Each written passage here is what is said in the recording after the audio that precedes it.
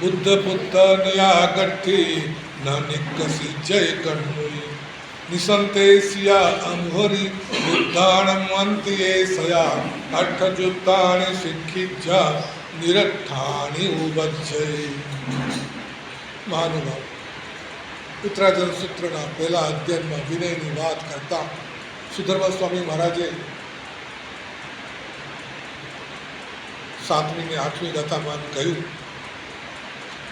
કે આ કારણથી, કયા કારણથી કે જ્ઞાન વિનય વગર જ્ઞાન નથી, જ્ઞાન વગર દર્શન નથી, દર્શન વગર ચારિત્ર્ય નથી, ચારિત્ર્ય નથી તો કર્મ ક્ષય નથી, અને કર્મ ક્ષય નથી તો મોક્ષ નથી. આ કારણથી આત્માર્થીએ વિનય રાખવો, વિનય શીખવો, જેથી કરીને ગુરુ પાસેથી જ્ઞાનની પ્રાપ્તિ થાય. પણ એ માટે બીજું ધ્યાન રાખવાનું છે, વિનયમાં ક્યાંક વાંધો ન પડે, વિનયમાં ક્યાંક ખામી ન આવે, એટલા માટે કેટલીક વાતોથી બચવાનું છે. કઈ વાતોથી? તો કે પોતાનું આચરણ ઠીક રાખવું, શીલમ પડી લેવું, આચરણ વ્યવસ્થિત રાખવું. જે મોક્ષાર્થી છે એણે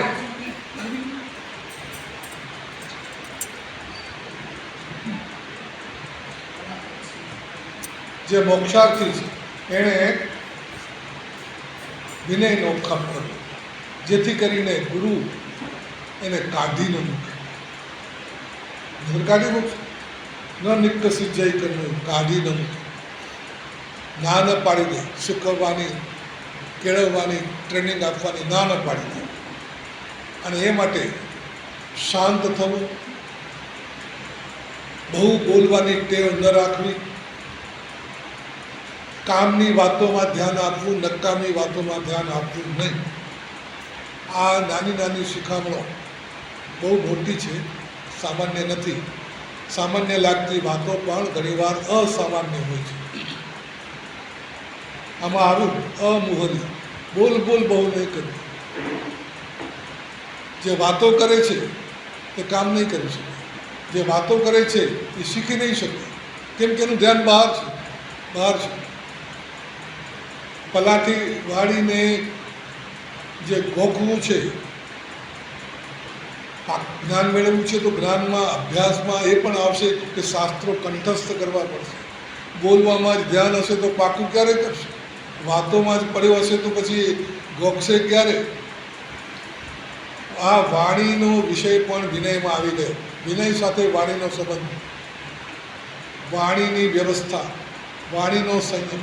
આ વાણી એટલે ભાષા, શબ્દો.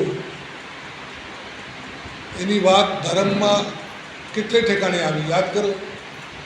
વાણીને લગતા નિયમ કેટલા છે, વાણીને લગતા વ્રત કેટલા છે. વાણીને પણ ધર્મમાં બહુ, જીવનમાં તો છે જ, વાણીનું મહત્ત્વ જીવનમાં તો ખૂબ છે. ધર્મમાં વાણીને વ્યવસ્થિત કરવા માટે કેટલા નિયમો આપ્યા છે, યાદ કરો. તમને કંઈ યાદ આવે છે કે વાણીને લગતો કયો નિયમ છે? વચનગુપ્તિ, બરાબર. વાહ. હજી મૌન, હજી બીજું કંઈ?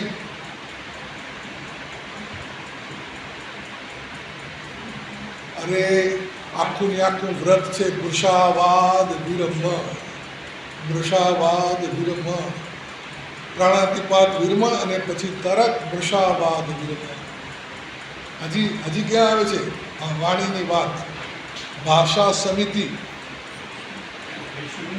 હે પૈશુન્યમાં આવે, વાણી તો આવી, વાણી તો આવી જ ગઈ, બરાબર છે. અને એમાં બીજું પણ છે, 18 પાપસ્થાનકમાં યાદ કરો, મૃષાવાદ એક મોટું પાપ છે. અને હજી એક બીજું માયા મૃષાવાદ. તમને કદી વિચાર આવે કે મૃષાવાદ અને માયા મૃષાવાદમાં શું ફરક? બે કરી નાખે. કોઈ પાપ બે નથી, આ તો બે છે. 18માં બે આવે ગઈ, 2 વાર આવે. શું હશે? મૃષાવાદ એટલે મૃષાવાદ, ખોટું બોલવું.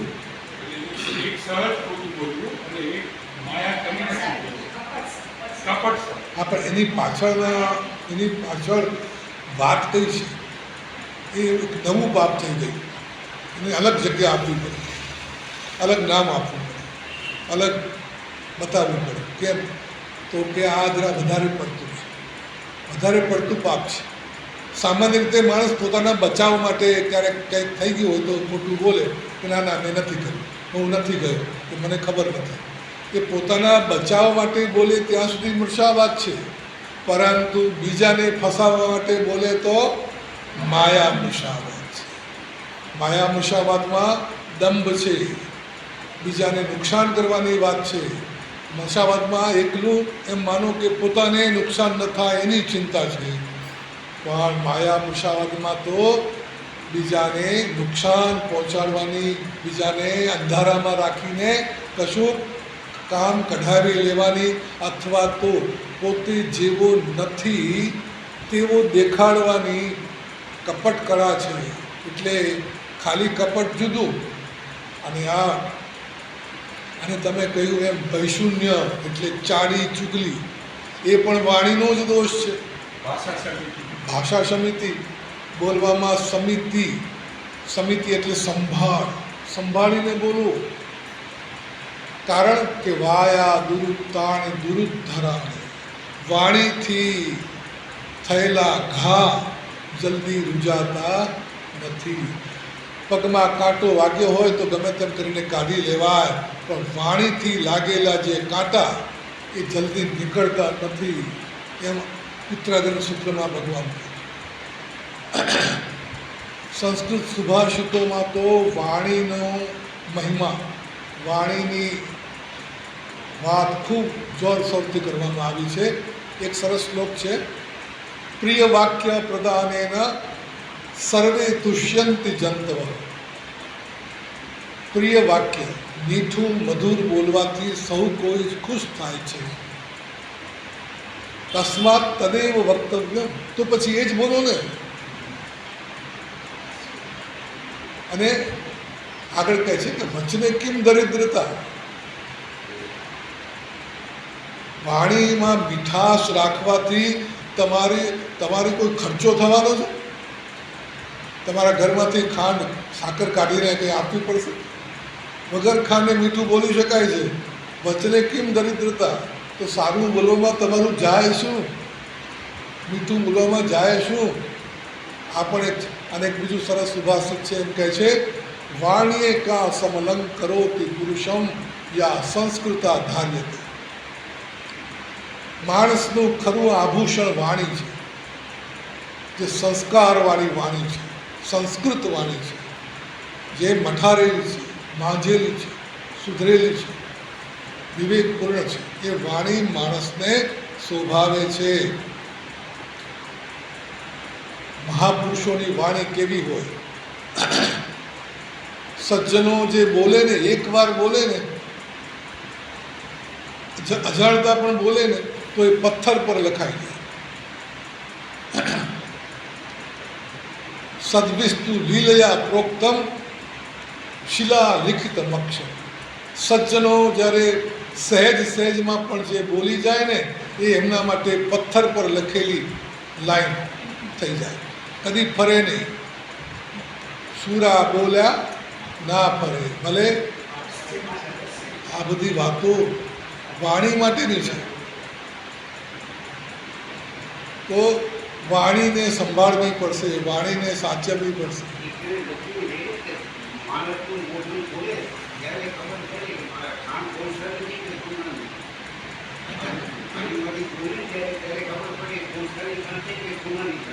હા, બોલે એટલે જ ખબર પડી જાય. મોઢું ખોલે ભેગા માણસની પરખ થઈ જાય.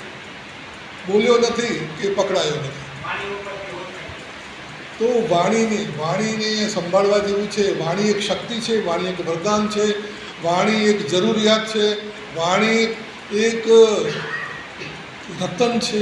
વચન રતન, મુખ કોટડી. રતનને જ્યાં ત્યાં રખાય, વચનને તો તિજોરીમાં બંધ કરીને રાખવા જોઈએ. તો વચન રતન, મુખ કોટડી, કોટડી એટલે તિજોરી, એક ખંડ છે એને રાખવા માટે. વાણીને મુખની કોટડીમાં તાળા બંધ કરીને રાખો. જ્યાં ત્યાં જેમ તેમ જ્યારે ત્યારે બોલો નહીં. બોલો તો વિચારીને બોલો. વચન રતન મુખ કોટડી, ચૂપ કર દીજે તાળ. ચૂપ ચૂપ્પી રાખીને મૌન રાખીને તાળું મૌનનું તાળું લગાવી દે. પણ ક્યારેક ખોલવું પણ પડે. ગ્રાહક હોય તો ખોલી, કંઈ કામ પડે, કંઈ જરૂર પડે તો બોલો. કોણ ના પડે છે? બોલવા માટે મળી છે વાણી ભાષા, તો બોલો. પણ ક્યારે બોલવું, કેટલું બોલવું, શું બોલવું, શું ન બોલવું. પહેલાં સત્યપૂતમ વદેદ વાક્યમ, બોલતા પહેલાં વિચાર કરો. બોલ્યા, કેટલાક લોકો બોલ્યા પહેલાં વિચાર કરે છે અને બીજા કેટલાક લોકો બોલ્યા પછી વિચાર કરે છે કે હું ન બોલ્યો. વાણીની વાત કરતાં એક સરસ શ્લોક છે. આપણા મહાપુરુષોએ કેટલું બધું વિચારી રાખ્યું છે, આપણા માટે થઈને બધું લખી રાખ્યું છે. તમે લોકો રૂપિયા તો ભેગા કરો છો, તો કોઈ સારા વિચારો ભેગા કરો છો? સારા વિચારો ભેગા કરો છો? કોઈ સારી વાત મળી તો લખી લીધી, સારી વાત મળી તો જીવનમાં વણી લીધી, કોઈ સારું વાક્ય વાંચવા મળ્યું તો યાદ કરી લીધું.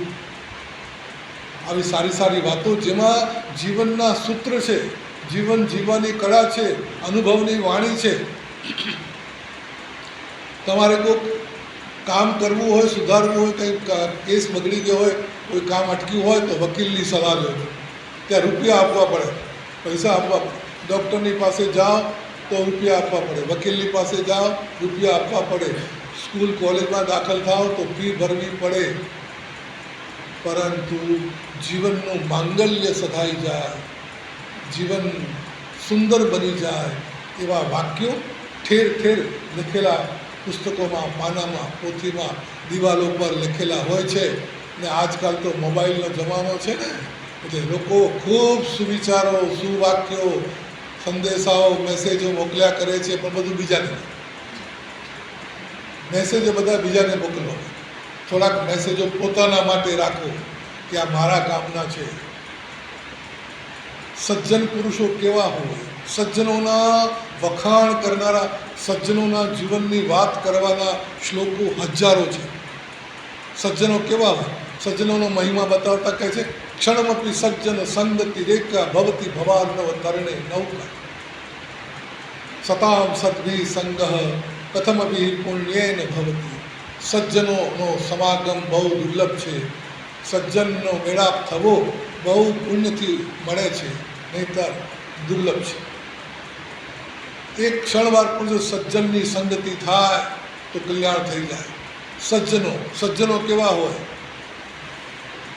એક શ્લોકમાં સજ્જન પુરુષોની આંતરિક સમૃદ્ધિ, સત્પુરુષો, સંતો, સજ્જનો શા માટે સંતો છે, એ સારા કેમ છે, એમની પાસે શું છે?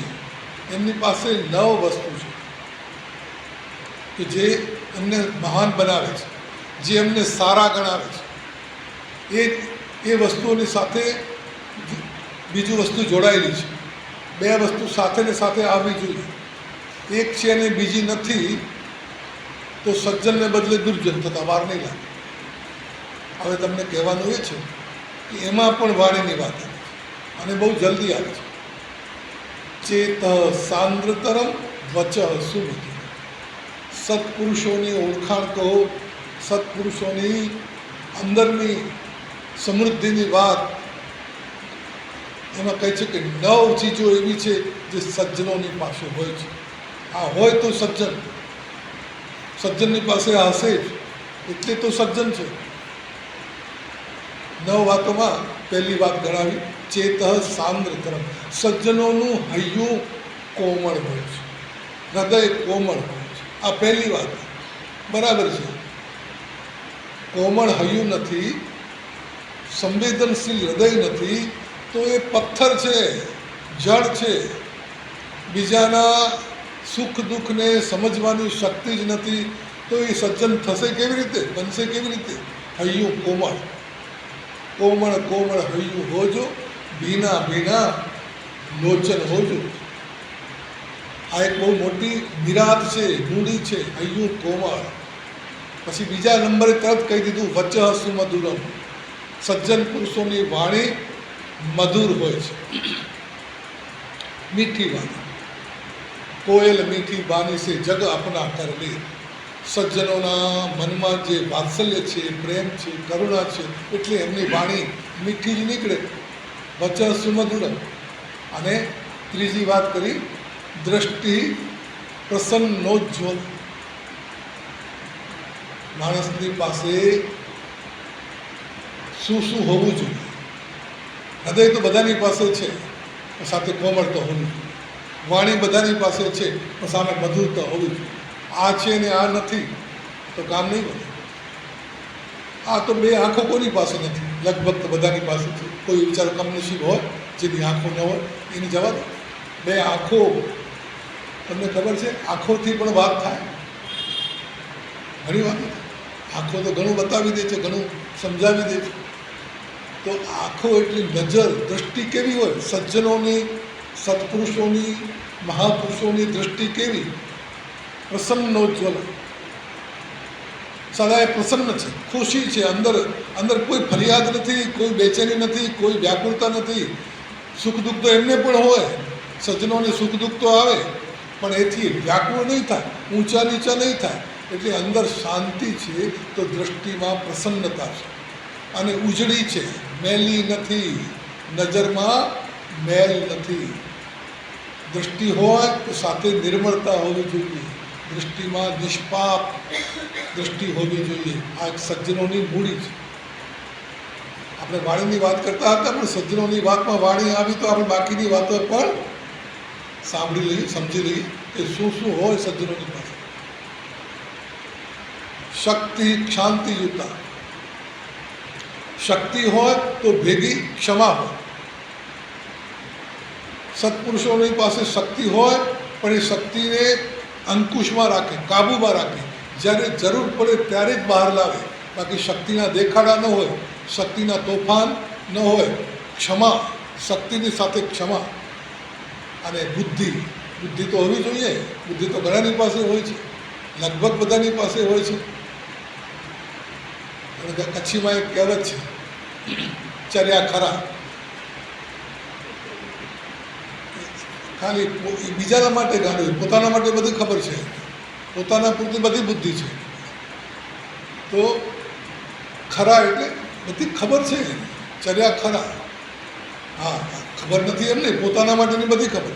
તો બુદ્ધિ તો છે, પણ સાથે શું જોઈએ? બુદ્ધિમાં શું જોઈએ? બુદ્ધિને નિર્મળ રાખવા માટે, બુદ્ધિને કલ્યાણકારી બનાવવા માટે એની સાથે એક વસ્તુ હોવી જોઈએ. એ છે ન્યાય બુદ્ધિ, વિવેક, સચ્ચાઈ, પ્રામાણિકતા. અન્યાય નહીં, અનીતિ નહીં, ખોટું સાચું કરવામાં બુદ્ધિ નથી વાપરવાની. મતિ શ્રિતનયા. શ્રિતનયા, ન્યાયથી ભરેલી, રંગેલી હોય, ન્યાયથી, ન્યાયવાળી બુદ્ધિ. શ્રીર દાન પુણ્યોજ્જવલ.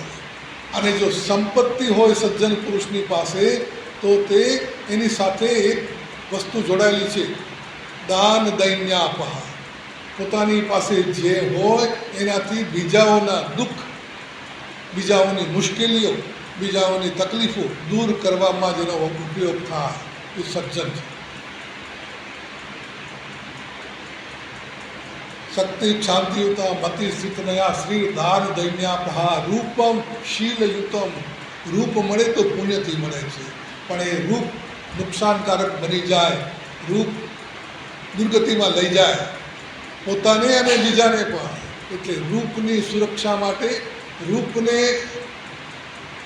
સારા અર્થમાં, સારા ખાતામાં લઈ જવા માટે એની સાથે શું જોઈએ? શીલ, ચારિત્ર્ય. રૂપ છે તો ભેગું શીલ છે, ચારિત્ર્ય છે. રૂપમ શીલયુતમ સુતમ ગતમ અદમ. કોઈ જ્ઞાન છે, વિદ્યા છે, અભ્યાસ છે, શાસ્ત્રો ભણેલો છે, બહુ જાણે છે, તો એની સાથે ને સાથે ગતમ અદમ, અભિમાન નહીં. અભિમાન જો આવી ગયું તો એમ માનજો કે દૂધ પાકના તપેલામાં તેજાબ પડી ગયું. દૂધ પાકમાં ખાંડ નાખવાને બદલે મીઠું નાખી દીધું, હવે દૂધ પાક કશા કામનો નહીં. તો બુદ્ધિ છે એટલે ભણ્યો છે. પહેલાં બુદ્ધિ હતી એ દુનિયાદારીની બુદ્ધિની વાત કરી, પણ અહીંયા જ્ઞાન એટલે અભ્યાસ, વિદ્યા, કળા, જાણકારી. ઘણા લોકોની પાસે જેમ જાણકારી આવે ને એમ જરા ભાવ એમનો વધારી મૂકે, મોટા થઈને ફરે, હું જાણું છું, એટલે સરખી વાતે ન કરે. અને સામા માણસને મૂંઝ તો અહીંયા કહે છે સુતમ ગતમ અતમ. તમારી પાસે જ્ઞાન છે તો અભિમાન ન હોવું.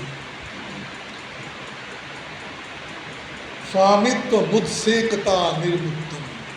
અને જો એક વસ્તુ હજી કહેવાની રહી ગઈ, 8 વસ્તુ થઈ, 9મી વસ્તુ બતાવે છે સજ્જનોની પાસે જો સત્તા હોય, અધિકાર, હોદ્દો, કોઈ ઊંચી પોસ્ટ, કોઈ સત્તા મળી ગઈ તો સામાન્ય માણસ શું કરે છે? જેમ સત્તા મળે એમ એ વકરતો જાય, માતેલા સાંઢની જેમ જે આવે એને હડફેટમાં લેતો જાય. પરંતુ સજ્જનોની પાસે સત્તા હોય તો શું હોય? ઉછાછડા બિલકુલ ન હોય, ગંભીર બની જાય. સત્તા છે તો સાથે સાથે ગંભીરતા જોઈએ. સત્તાને જ્યાં ત્યાં વાપરે નહીં, જરૂર હોય ત્યારે જ સત્તા વાપરવાની. આમ તો બધાની પાસે સત્તા નથી હોતી, બધાની પાસે ક્યાં મોટા અધિકાર હોય છે, તો આ આપણને લાગુ નહીં પડે. સજ્જન ભલે થઈએ પણ સત્તા તો છે નહીં, એટલે લાગુ નહીં પડે. શું લાગે છે? તમારી પાસે કોઈ સત્તા નથી છે કે નહીં? દરેક જણ પોતપોતાના ઘરનો શાસક, માલિક, એટલી સત્તા તો છે, કરતા હરતા છે કે નહીં? તો ત્યાં પણ આ સંભાળવા જેવું છે. ઘરમાં પણ સત્તા વાપરવી નહીં, સત્તા બહાર વાપરો, ઘરમાં નહીં. પરિવારમાં તો પ્રેમ, વાત્સલ્ય, અનુકંપા, સહકાર, સહયોગ, એનાથી જ જીવન બને છે. તો આપણે આ વાત કરી ખાલી એટલા માટે કે આ વાણીની વાત સજ્જનોના જીવનમાં બહુ મુખ્ય હોય છે, પણ સાથે સાથે આ બધી વાતો પણ હોય છે. વાણીને અંગે એક સરસ શ્લોક છે, મહુરમ ન્યૂનમ થોવમ કજ્જાવળિયમ અગવ્યમ અતુચ્છ કુવ્યમ મયી સંકલ્પ બણંતિજમ ધમ્મ સંયુક્ત. વાણીમાં ભગવાનની વાણીની વાત કરીએ તો 35 ગુણો હોય છે, પણ આપણી વાણીમાં કેટલા ગુણો હોય? આપણી વાણીમાં ગુણ તો હશે ને? તો આમાં બતાવે 10 ગુણ છે. વાણીને સુંદર બનાવવી હોય, વાણીને પવિત્ર રાખવી હોય, વાણીને લાભદાયક બનાવવી હોય, નુકસાન કરતા ન બનાવવી હોય, તો આ ગુણો કેળવવા દેવા છે. અને એમાં સૌથી પહેલી વાત મહુરમ, મધુર, મીઠું. મીઠું બોલો. શા માટે કડવું બોલો છો? અંધાને અંધો કહે, કડવા લાગે વેણ. વાત સાચી છે પણ કડવી છે. સત્યમ બ્રૂયાત પ્રિયમ બ્રૂયાત ન બ્રૂયાત સત્યમ અપ્રિય. તમે બોલો તો મીઠું બોલો, અને તમારે મીઠું બોલવાનું ન ફાવે તો મૌન રાખો, પણ કડવા શબ્દો વાપરો નહીં. કડવી વાતો બોલીને બીજાને દુઃખી કરો નહીં. સત્ય બોલો પણ પ્રિય બોલો, પણ જે સત્ય અપ્રિય લાગે એવું હોય તો ન બોલો. તમે કોઈને સોનાની લગડી, સોનાની સિક્કો, સોના મોહર તમે આપો તો કોણ મળે? પણ એ સોનાની લગડી તપાવીને આપો છો, તપાવીને આપો. કોઈ હાથ નહીં કરે, હાથ પાછો ખેંચી લેશો. સોનું છે પણ નહીં, પહેલાં નીચે મૂકો, ઠરવા દો, પછી લઈશું. તો સાચી વાત પણ જ્યારે તમારી કોઈને નથી ગમતી ત્યારે કદાચ તમારે આત્મનિરીક્ષણ કરવાની જરૂર પડે કે તમે ખોટી રીતે તો નથી કહ્યું ને, સાચી વાત પણ ખોટી રીતે કહ્યું. રોજે રોજના જીવનમાં લોકો વાત વાતમાં ઝઘડા કરી નાખે, સામસામા થઈ જાય છે, નાની વાતમાંથી ઝઘડો થઈ જાય. કેમ? બોલવામાં વાંધો પડે, બોલવાની ભૂલો બહુ નડે છે, અને બોલ્યા વગર ચાલે પણ નહીં. માટે બોલતી વખતે એક નિયમ રાખો કે સામા માણસને દુઃખ નથી પહોંચાડવું, એ રીતે બોલો. મધુર બોલો, મહુરમ. અને બીજી વાત ન્યૂનમ, જરા બુદ્ધિપૂર્વકનું બોલો, સમજી વિચારીને બોલો. બોલતા પહેલાં વિચારી લો આ વાત આ રીતે થાય તો સારી, કે આ રીતે થાય તો સારી, આમ કહીએ તો સારું લાગશે કે આમ કહીએ તો સારું લાગશે, કઈ રીતે વાત મૂકવી છે એ પહેલાં વિચારી લો.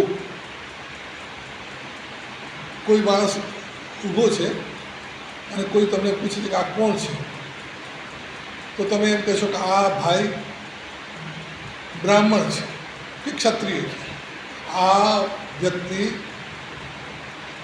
આ ભાઈ બ્રાહ્મણ છે, આવું તમે બોલ્યા તો બહુ સારી વાત. તમે એક માહિતી આપી, તમે એક સરસ વાત કરી, એના વિશે કંઈક તમે બતાવ્યું કે આ ભાઈ બ્રાહ્મણ છે, આ વ્યક્તિ બ્રાહ્મણ છે. હવે એમાં શબ્દો એવા વાપરવાના થાય,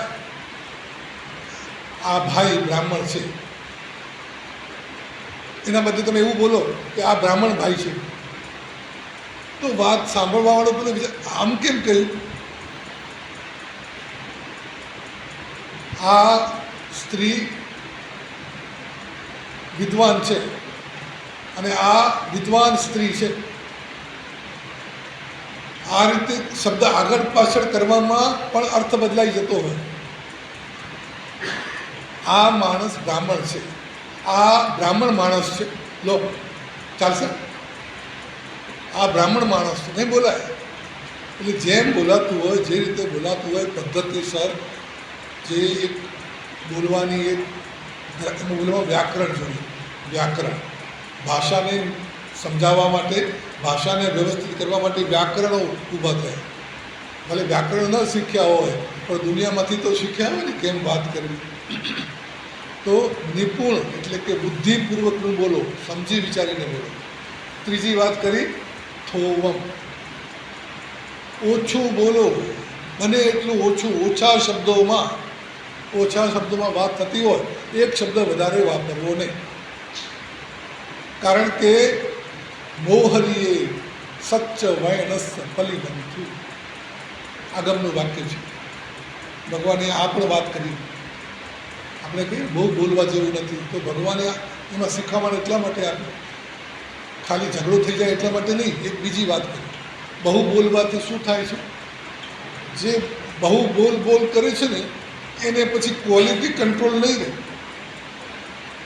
નકામી વાતો કરશે, કોઈના નુકસાનની વાતો કરશે, નિંદાની વાતો કરશે, કોઈના માટે આડું અવડું બોલશે, એમાંથી ઝઘડો થશે, ખોટું બોલાઈ જશે, બોલતા ખોટું બોલાઈ જશે. એટલે બહુ બોલવું એ સત્ય વચનને માટે વિરોધી વાત છે. સત્ય વચન જેને બોલવું છે, સત્ય બોલવાની જેની ઈચ્છા છે, એને મુખરતા નહીં રાખવી. કારણ કે બહુ બોલવામાં પછી ધ્યાન નહીં રહે ક્યારે ખોટું બોલાય. મૌખર્ય સત્ય વચનનું વિરોધી છે. એટલે કે સત્ય વચન બોલવાની જેની ઈચ્છા છે, સત્ય ભાષી થવું છે, સત્યવાદી થવું છે, તો એણે બોલવામાં કંટ્રોલ કરવું જોઈએ, ક્વોલિટી કંટ્રોલ. કજ્જાવણીયમ, બોલો જરૂર, કામ પડે ત્યારે બોલો, કામ પડે એટલું બોલો. નકામું ન બોલો, વગર ફોગટા બેઠા બોલ કર્યા કરવું જરૂર નથી. આપણે તો બે જણ બેઠા હોય ને કશું ન બોલે ને તો અંદરથી અકળામણ થાય. કંઈક બોલવું તો મજા. તમે વગર બોલીએ શાંતિથી 5 મિનિટ બે જણ બેઠા હોય ને શાંતિથી બેઠા છે, બસ બોલવાની જરૂર નથી. પણ બોલ્યા વગર જાણે અડવું લાગે છે, બોલ્યા વગર બેચેની થઈ જાય, તો આ પણ એક આદત છે, ખોટી આદત છે, વાણીને વેડફવાની વાત છે. તો કામ પડે ત્યારે બોલો. કજ્જાવણીયમ, પ્રાસંગિક બોલો, પ્રસંગને અનુરૂપ બોલો, કાર્ય હોય ત્યારે બોલો, વગર કામનું ન બોલો. વણ બોલાવે બોલી એ તણકલાને તોડી. અગવ્યમ, તમારી વાણીમાં, ભાષામાં અભિમાનની છાંટ ન હોવી જોઈએ. કેટલાક લોકોએ બોલવામાં તમે ધ્યાન આપશો તો ખ્યાલ આવશે, એ લોકોના બોલવામાં શબ્દોમાં અભિમાન ઝડપતું હોય. એ પોતાને માટે પણ ઘણીવાર છે ને અમે કરે, હા અમે પોતે છે એકલો, પણ અમે આમ વાતમાં અમે આવી જાય તો એ પોતાનું અભિમાન એમાં છલકાય. એ સાંભળવાવાળાને સારું નથી લાગતું, ગમતું નથી. બીજાને ક્યારેક અપમાન જેવું લાગે છે. એટલે ગર્વની છાંટ ન હોવી જોઈએ. હજી એક વાત, અતુચ્છ વાણીમાં તમે જે શબ્દો વાપરો છો એના પર ધ્યાન આપજો. તુચ્છ શબ્દો, હલકા શબ્દો ના વાપરો. તમારી ભાષામાં હલકા શબ્દો નહીં આવવા જોઈએ. ગુસ્સો આવી જાય ને તો પણ તમારા મોઢામાંથી ગાળ ન નીકળે. ગુસ્સો આવે, કોઈના ઉપર ગુસ્સો આવે, તમે એને ઠપકારો તોય તમારા મોઢામાંથી શબ્દો કેવા નીકળવા જોઈએ? સજ્જન માણસોના મોઢામાંથી ગુસ્સો આવે ને, જે સંસ્કારી માણસ છે, સામાવાળાને કંઈક ભૂલ હોય અને કંઈક કહેવું પડે, ક્યારેક ઉશ્કેરાટમાં પણ બોલે તો પણ એના મોઢામાંથી શબ્દો સારા નીકળવા જોઈએ. તમે ઘણીવાર સાંભળ્યું હશે, કેટલાક માણસો ગુસ્સો આવે, કોઈકે કંઈ કામ બગાડી નાખ્યું, કોઈકે નુકસાન કર્યું તો એમનાથી કહેવાઈ જાય, બોલાઈ જાય. પણ શું બોલે ખબર? તારી ભલી થાય. શું બોલે છે ગુસ્સામાં? તો બોલ્યા શું? તારું ભલું થાય. આ તે શું કર્યું? એમને તારું લખો જ જાય. નહીં, તારું ભલું થાય, તું આમ કેમ કરે છે? ગુસ્સામાં પણ. આ તો વાત સાચી છે. જે અંદર હોય એ બહાર આવે. ઓમ ઇતિ પંડિતા ગુરુ, જે સમજ્યું છે. પંડિત એટલે વિદ્વાન નહીં હોય. આ બહુ સમજવા જેવી વાત છે. પંડિત શબ્દ આજે વિદ્વાન, ભણેલો ગણેલો એ અર્થમાં આવી ગયો છે. જૂના જમાનામાં પંડિત શબ્દનો અર્થ થતો હતો જેને સારા સારનો વિવેક છે, એ પંડિત છે. અને એ વિવેક કેમ આવ્યો છે? તો ખૂબ વાંચ્યું છે, ખૂબ ભણ્યો છે, એટલે એનામાં વિવેક આવી ગયો છે. હવે એનામાં વિવેક જાગ્યો છે. એટલે ભણી ગણીને વિવેક આવે એ વાત સાચી છે, પણ ખાલી ભણવાથી નહીં, એને ભણવાનો જ્ઞાનનો ઉપયોગ કરીને પોતાના વિચારોને ઠીક કર્યા છે, એટલે પંડિત. તો પંડિત ઉશ્કેરાટમાં, દુઃખમાં અચાનક મોઢામાંથી એના મોઢામાંથી શબ્દો નીકળે તો શું નીકળે? ઓ, બહુ દુઃખ લાગે ને, હે ભગવાન મહાવીર સ્વામી, હે પ્રભુ, આ નીકળે તો સારું છે, નહીંતર તારું નખો જ જાય, સત્યાનાશ જાય, હું એને નહીં છોડું. આવા શબ્દો વાપરો. તમને ઠોકર વાગે, અચાનક ક્યાંક ભટકાઈ જાઓ તો તમારા મોઢામાંથી શું નીકળે છે? જરા ધ્યાન આપો. કયા શબ્દ નીકળે? ઓ માં, ઓ બાપા. બાળ નીકળવું શું જોઈએ? નમો હરિયંતા, હે ભગવાન, હે પ્રભુ, શાંતિ શાંતિ. આવા શબ્દો કંઈક ઉદ્ગાર તો આવવા જોઈએ. દુઃખમાં માણસને કંઈ ઉદ્ગાર તો નીકળે, પણ આવા નીકળવા. ઓ માં, ઓ બાપા, હોય રે, હાય રે, મર્યો રે. જુઓ, હોય રે શબ્દ છે અને એક બીજો વોસી રે શબ્દ છે. બહુ જાજો ફેર. મોઢામાંથી હોય રે નીકળે અને મોઢામાંથી વોસી રે નીકળે. કશુંક ખોવાઈ ગયું, કશુંક બગડી ગયું, વોસી રે કરી દો. વોસી રે સમજો છો? વોસી રે શું છે? જતું કરું છું, જવા દઉં છું, માફ કરું છું, વોસીરાવી દઉં છું. એના ઉપરથી માલિકી, પોતાપણું, આગ્રહ મૂકી દઉં છું. મારું નથી, હવે મેં છોડ્યું, મૂકી ગયું તો ખરું, હવે ખાલી મનથી છોડવાનું છે. ગયું તો ખરું, બગડ્યું તો ખરું, હવે ખાલી અંદરથી છોડવાનું છે. અંદરથી છૂટતું નથી. તો હોય રે બોલવાને બદલે વોસી રે બોલાય. એક મહાત્મા ભિક્ષા લેવા ગયા છે. એક ગૃહિણીએ એમને છાશ આપી. થયું એવું કે સવારના વલોણું કર્યું હશે ત્યારે થોડું માખણ છાશમાં રહી ગયું. એ માખણનો લોંદો છાશમાં આવી ગયો અને પેલા મહાત્માના પાત્રમાં છાશ, માખણનો લોંદો છાશ મૂકો જતો રહ્યો. અને જેવી ખબર પડી ને એટલે બાઈના મોઢામાંથી ઓહ નીકળી ગયું. પેલા મહાત્મા શાંતિથી કહે છે, બેન તમારું ઓહ કાઢી લો. ઓહ કાઢી લો, હવે મને આ નહીં જોઈએ. મોઢામાંથી આ ઓહ કેમ નીકળ્યું? લોભ, આસક્તિ, કંજુસાઈ, પોતાને આટલું પણ છોડવું નથી, અંદર કરુણા નથી, ત્યાગની ભાવના નથી, એટલે આટલું પણ માખણ ગયું તો ઓહ થઈ ગયું. તો અંદર હોય બહાર આવે, વસીને બહાર આવે છે કે વોયરે બહાર આવે છે. અતુચ્છમ, હલકા શબ્દો નહીં વાપરો. કુપિન મય સંકલિય, બોલતા પહેલાં પૂરો વિચાર કરી લો, એના વિશે બરાબર આગળ પાછળ ઊહાપોહ કરી લો, એના એના એના પક્ષમાં અને વિપક્ષમાં. એટલે આમ બોલાય તો શું થાય ને આમ બોલાય તો શું થાય. બુદ્ધિપૂર્વક જાણીને જોખીને તોલીને એના શબ્દો તમે વાપરો. અને ભણંતી જમ ધમ્મ સંયુક્તમ, સૌથી છેલ્લી વાત. આ બધું તો વ્યવહારિક વાતોમાં હતું, વ્યવહારમાં આવે, પરંતુ છેલ્લી વાત એ અધ્યાત્મની વાત છે, ધર્મની વાત છે. જે બોલો તે ધર્મ શુદ્ધ હોવું જોઈએ, ધર્મ સહિત હોવું જોઈએ, ધર્મ વિરુદ્ધ ન હોવું જોઈએ.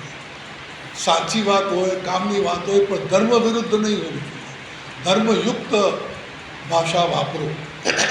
અસત્ય ન હોય, ઈર્ષ્યા ન હોય, અદેખાઈ ન હોય, ચાડી ચુગલી ન હોય, બસ તો ધર્મયુક્ત છે.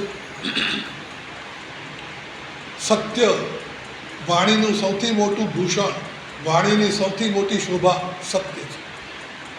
એમ કહેવાય છે કે જે સત્ય વચન બોલે છે ક્યારે પણ અસત્ય નથી બોલતો, એને વચન સિદ્ધિ પ્રાપ્ત થાય છે. સત્યવાદીને એવી ભાષા એવી પવિત્ર થઈ જાય કે એ બોલે ને સાચું પડે, વચન સિદ્ધિ મળી શકે. સત્યવાદી હરિશ્ચંદ્ર એનો દાખલો બહુ જાણીતો છે. આવા સત્યવાદીઓ ઘણા બધા થયા છે. ગમે એટલું નુકસાન થવાનું હોય પણ અસત્ય નથી. એક દાખલો, એક હતા શેઠ, જેમણે પોતાના જીવનમાં સત્યની ટેક રાખી છે. પ્રામાણિકતા, નેકી, સચ્ચાઈ, ક્યારેય પણ ખોટું કરવું નહીં, આવો એમનો મુદ્રા લેખ. ધીમે ધીમે એમની ખ્યાતિ થઈ ગઈ કે આ શેઠ ક્યારેય ખોટું નહીં, ક્યારે ખોટું બોલતા નથી. તો લોકોના મનમાં એમના માટે સન્માન, અહોભાવ, આદર ઊભો થઈ ગયો છે. શેઠ સત્યવાદી છે, શેઠ સાચા છે, ભગવાનનું માણસ છે, ભગવાન જેવા છે. આવા શેઠનું નામ સવારના પોરમાં લીધું હોય તો આપણો દિવસ સુધરી જાય. હા, કેટલાક લોકોને માટે પ્રાતસ્મરણીય શબ્દ વપરાય છે કે પ્રાતસ્મરણીય, સવારના પોરમાં ઉઠીને નામ લેવા જેવા, એટલા સારા. તો આ શેઠને માટે એવી છાપ પડી ગઈ કે આ શેઠ ધર્માત્મા છે, સત્યવાદી છે, પરોપકારી છે, દયાળુ છે. એનું નામ લઈએ તો આપણું કામ થઈ જાય. હવે શેઠનું નામ હતું હેલા શાહ, હેલા શાહ શેઠ.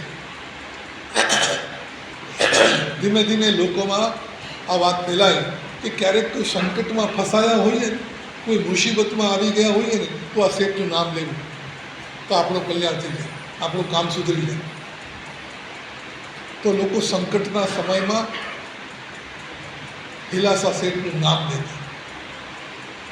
થયું એવું કે દરિયામાં વહાણ ચલાવતા હોય, હોડી ચલાવતા હોય, સઢવાળી હોડી હોય તો પવનથી ચાલે, પણ ક્યારેક પવન પડી જાય, પવન નથી તો હોડી ચાલે નહીં. એટલે પેલા ખારવા હોય, નાવિકો, ખલાસીઓ, એ પેલા હલેસા ચલાવે. હલેસાનું નામ બીજું કંઈક હતું. આ હલેસા કેમ કહેવાય એની વાત છે. ક્યારેક પવન પડી જાય, દરિયામાં ફસાઈ ગયા હોય, વાળ ચાલે નહીં, હોડી ચાલે નહીં, તો હલેસા પેલા લાકડા ખેંચવા પડે, ચપ્પુ ચલાવવા પડે. તો ખલાસીઓ શું કરતા કે ચપ્પુ ચલાવતા જાય અને હેલાસા શેઠનું નામ લેતા જાય. હેલાસા, હેલાસા, હેલા. આ હિલાસા હિલાસા બોલતા બોલતા હલેસા, હલેસા. આ હલેસા એ બીજું કંઈ નથી, સત્યવાદી હિલાસા શેઠનું નામ લોકોના જીભે ચડી ગયું. સત્યવાદી. દિલ્હીમાં એક હતા મહણસિંહ કરીને શેઠ. નવાબી જમાનામાં મુસલમાન નવાબો હતા ત્યારની વાત છે. ફિરોજ શાહનું રાજ હતું દિલ્હીમાં. તે વખતે નગરમાં મહણસિંહ નામે શેઠ છે. એના માટે પણ એવું જ કહેવાય કે મહણસિંહ ક્યારેય ખોટું નહીં, જૂઠું તો એને આવડતું જ નથી. ધંધામાં ક્યારેય અનીતિ નહીં, ગરબડ નહીં, દાળચોરી નહીં, ઘરચોરી નહીં, ચોખ્ખોને છણા. મહણસિંહનું કામ ચોખ્ખું. મહણસિંહ ક્યારેય ખોટું ન બોલે. મહણસિંહની વાતમાં ફેર નહીં. આવી એની ખ્યાતિ થઈ ગઈ છે અને સાચી રીતે થઈ છે. ઘણા લોકો એમ માનતા હોય છે કે વ્યાપારમાં થોડું ખોટું તો ચલાવવું પડે, સાચું બોલીએ તો કાંઈ બે પાંદડે થવાય. શું લાગે છે? હા કે ના? હે, ધંધો કરવો હોય તો થોડુંક તો ખોટું કરવું પડે. જો ખોટું એટલે કયું ખોટું, શેનું કયું ખોટું એ કહો મને, ખુલાસો કરો. ખોટું એટલે કયું ખોટું? ખોટું કરવું પડે એ માની લીધું, તો શું ખોટું? ગ્રાહકને ઠગો એ ખોટું તો નહીં ચાલે. ધંધામાં ખોટું કરવું પડે તો ક્યાં કરવું પડે? ચોપડામાં ખોટું કરવું પડે કદાચ. કારણ કે હા, કરચોરી. કેમ કે સરકારને બધું આપી દઈએ, અમે કમાવીએ છીએ અમારી મહેનતથી, પૈસો પસીનો અમે પાડીએ અને બધું સરકારને આપી દઈએ.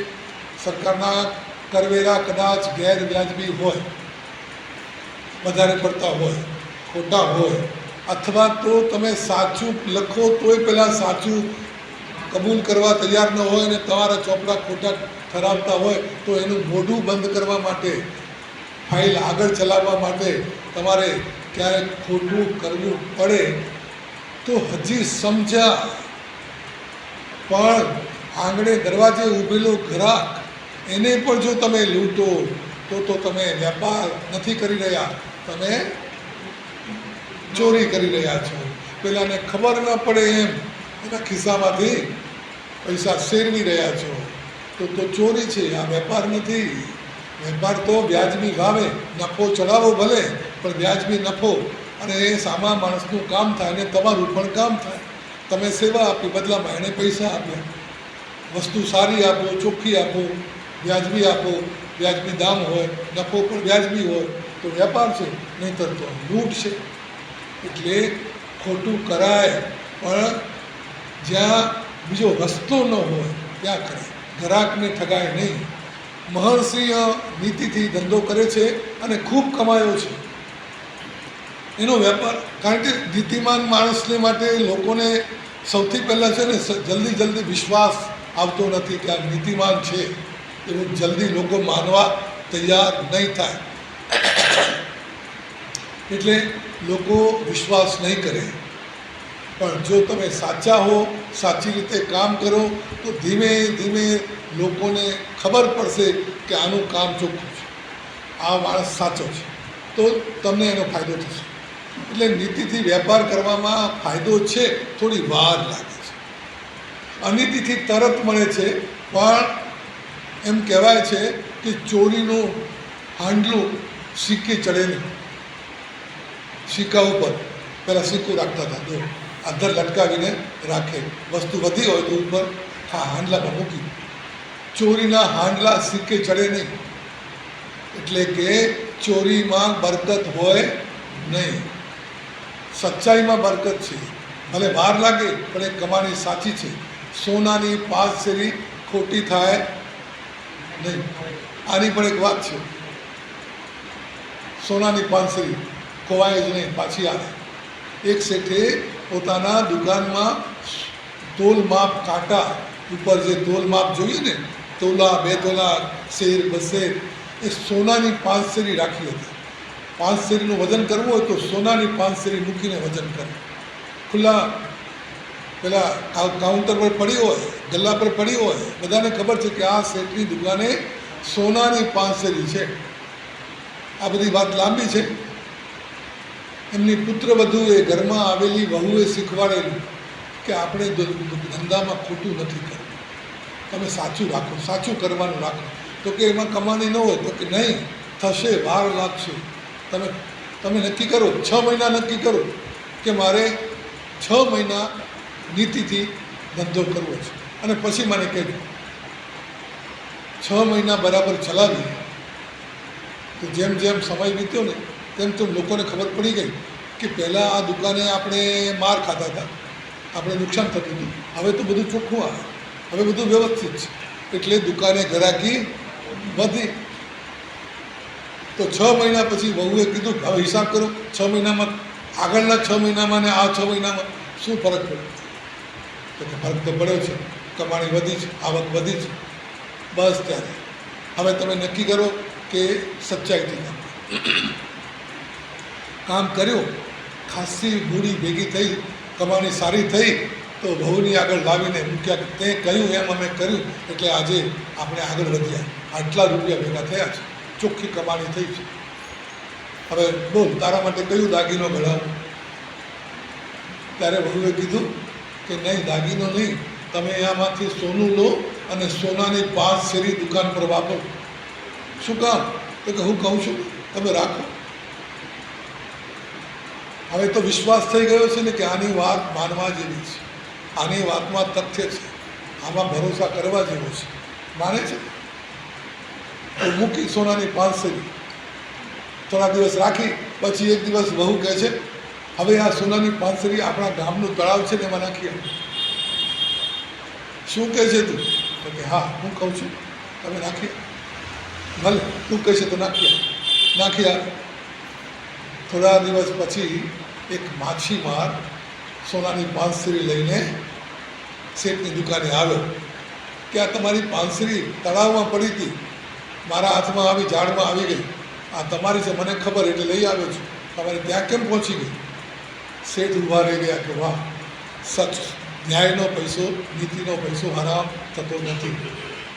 ખરેખર સોનાની 5 શેરી કદી ખોવાય નહીં, પાછી જાય. મહર્ષિએ આ નીતિ રાખેલી. મહર્ષિએ ખૂબ કમાયો છે, એનું કામ વધતું જાય છે, એનો વેપાર ખીલ્યો છે, એની પેઢી જામી ગઈ છે. તો બીજા વેપારીઓને અદેખાઈ, ઈર્ષ્યા થવા લાગી, હરીફાઈ થવા લાગી. આ મહર્ષિએ હમણાં આવ્યો ગામડામાંથી અને આપણા કરતાં આગળ વધી ગયો. આને રોકો, આની દુકાન બંધ કરાવો, આનો ધંધો બંધ થાય તો આપણું કામ થાય, નહીંતર બધું વેપાર ત્યાં ખેંચાઈ જશે. મહર્ષિઓને કેમ પછાડવો? તો બુદ્ધિ છે ને, બુદ્ધિ તો આડી ચાલે, ઊંધી ચાલે. મહર્ષિ માટે કંઈક કાવતરું કરો. આ ફિરોજ શાહ બાદશાહ છે ને, એને એ બહુ આકરો છે, ઉગ્ર છે, અને જો એના મગજમાં આવ્યું તો આનું ધનોત પનોત કાઢી નાખશે, બધું ખતમ થઈ જશે. એટલે જઈને એવા લોકોએ, શેઠિયાઓએ ભેગા થઈને રાજાની આગળ, બાદશાહની આગળ વાત મૂકી કે અમારે એક વાત કરવી છે. આ મહર્ષિઓ છે ને એ કરચોરી બહુ કરે છે, દાણચોરી, કરચોરી, ભેળસેળ, હિસાબ કિતાબ, ટેક્સ પણ ઓછો ભરે છે, આ બધું બહુ ચાલે, ગરબડ બહુ છે. આ અમારા ધ્યાનમાં આવ્યું છે એટલે તમારું ધ્યાન ખેંચી છે, બાકી અમારે કંઈ બીજું કંઈ લેવા દેવા નથી. આ તો તમને ચેતવવા જોઈએ. મહર્ષિને માટે આવું બોલ્યા. પેલો ફિરોજ શાહ સમજદાર હતો, કાનનો કાચો નહોતો. એને ખબર કે મહર્ષિનું નામ તો બહુ જાણીતું છે, મહર્ષિ તો સાચા નીતિમાન સરાફ તરીકે પ્રખ્યાત છે, સરાફ માણસ છે, અને આ લોકો આવું બોલે છે. આપણે સાંભળી લીધું, પણ કંઈ નક્કી કરવું નહીં, તપાસ કરશું. મહર્ષિની ખ્યાતિ જે છે એના લીધે ફિરોજ શાહ પણ અચકાયો કે આપણે કંઈ પણ કરતાં પહેલાં વિચાર કરીએ, તપાસ કરી. તો કે ના, મહર્ષિનું કામ ચોખ્ખું છે, મહર્ષિ સાચો છે, મહર્ષિ કદી અનીતિ કરતો નથી, ગરબડ કરતો નથી, વેપાર એનો નીતિવાળો. બધી તપાસ કરી લીધી. એક દિવસ એણે મહર્ષિને બોલાવ્યા સભામાં. પેલા શેઠિયાઓ પણ આવી ગયા. બધાની વચ્ચે ફિરોજ શાહ મહર્ષિને પૂછે છે કે મહર્ષિ, કેટલા વખતથી દિલ્હીમાં છો? આટલા વર્ષથી. વેપાર કામકાજ કેવા ચાલે છે? સારા ચાલે છે, આપની મહેરબાની. અચ્છા, આટલા વર્ષોમાં કેટલું કમાયા? ચોખ્ખું પૂછી કેટલું કમાયા? પેલા વેપારીઓએ કીધું હતું આની પાસે એટલી બધી મૂડી છે પણ ટેક્સ ઓછો ભરે છે. એ તો ઘણું કમાયો છે, લાખો કમાયો છે, પણ ટેક્સમાં બતાવતો નથી, કરચોરી કરે છે. તો ફિરોઝ સાહેબ પૂછી લીધું કેટલું કમાયા? મહર્ષિએ કહે છે આજે હું આવતીકાલે કહું તો ચાલશે. કેમ? આજે નહીં કહેવાય? ના, આજે કહું તો ભૂલ થાય, મારે જરા હિસાબ તપાસવા પડશે ને. ખરેખર ખોટું ન બોલાઈ જાય, ઓછું બધું ન કહેવાઈ જાય, એટલે હું જરા જોઈ લઉં, તપાસી લઉં સાવર જંગમ મિલકત કેટલી છે, મારે જોવું પડે, પછી કાલે તમને કંઈ વાંધો નહીં, જે હોય તે પણ સાચું કહેશો, હું ક્યારેય ખોટું બોલીશ નહીં. બીજા દિવસે હાજર થઈ ગયા, હિસાબ લાવ્યો છે અને બતાવ્યું કેટલી મૂડી છે તમારી પાસે? જહાંપના 84 લાખ રૂપિયા. પેલા શેઠિયા ઊભા હતા, હાજર હતા, એટલે એમને ખબર હતી, એમને એમ કે એ કંઈ સાચું થોડું બતાવશે, એની પાસે 50 લાખ હશે પણ બતાવશે નહીં, પણ આણે તો 84 લાખ બતાવ્યા. હવે આગળ શું બોલે? જેની કલ્પનાએ નહોતી એવું એ બોલ્યું, એટલે પહેલાં આગળ કંઈ બોલી શક્યા જ નહીં. ફિરોઝ શાહ ખુશ થઈ ગયા, અરે વાહ, તમારા જેવા નેક આદમી અમારા રાજ્યમાં હોય એ અમારા માટે આનંદની વાત છે. તરત ભંડારીને હુકમ કર્યો 16 લાખ સોનામર હાજર કરો, 16 લાખ રૂપિયા હાજર કરો. લાવે અને એ 16 લાખ રૂપિયા મહર્ષિને ભેટ કર્યા. આ તમને ભેટ આપું છું, મારે તમને કરોડપતિ કરવા છે. ધર્મ સહિત વાણી ક્યારેક ક્યારેક કેવું ફળ આપી દે, સચ્ચાઈ ક્યારેક ક્યારેક કેવી રીતે આપણને સાથ આપે છે. વાણીના ગુણમાં બહુ મોટામાં મોટો ગુણ છે સત્યવાદી. આની વાત પણ આ વાણીના ગુણોમાં 10 ગુણો બતાવ્યા, યાદ રાખજો. વાણીને વાપરતા પહેલાં વાણીના ગુણ જાણી લો અને યથાશક્તિ એ વાણીને એ ગુણોથી સુશોભિત બનાવો, એ બનાવો.